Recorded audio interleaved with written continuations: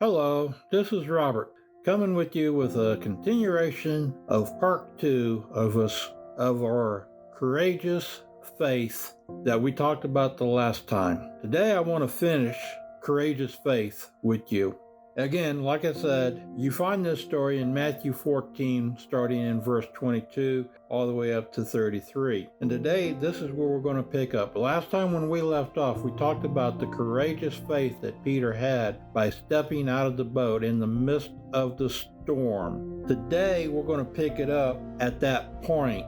And what I want to show you, a lot of people have said, how can you say courageous faith when Jesus is telling him, ye of little faith? Let me bring this to a close here by putting it this way. Peter had to have courageous faith in the midst of that storm to step out of the boat after Jesus gave him the command to come to him and start walking on the water. But like I said, he got afraid. According to scripture, he got afraid and he took his eyes off of Jesus and he started to sink. And he yelled out to Jesus, saying, Jesus, Lord, help me. Jesus stretched out his hand to him and grabbed hold of him in verse 31 and caught him, said to him, O you of little faith, why do you doubt? All right, the reason Jesus said that is because Peter had that courageous faith to step out of the boat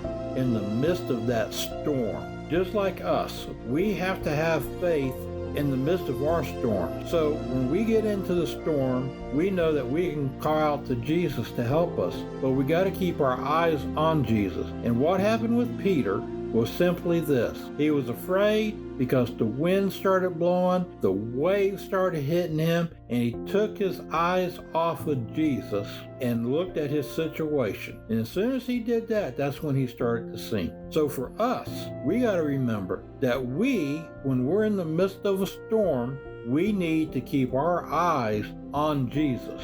I know we're only human, and I know that we sometimes fall into that trap of where we're in the midst of a storm, in the midst of a battle, and we don't know exactly how we're going to solve the problem. The thing is that we need to go to Jesus and ask Jesus to help us. We need to keep our eyes on Jesus and ask Jesus to give us guidance, to help us so that we can see him work in our lives. I pray that you will follow Jesus and that you, in the midst of your storm, whatever that may be, will always keep your eyes on Jesus. This is Robert saying I hope this blessed you, and I want you to have a Jesus-filled day.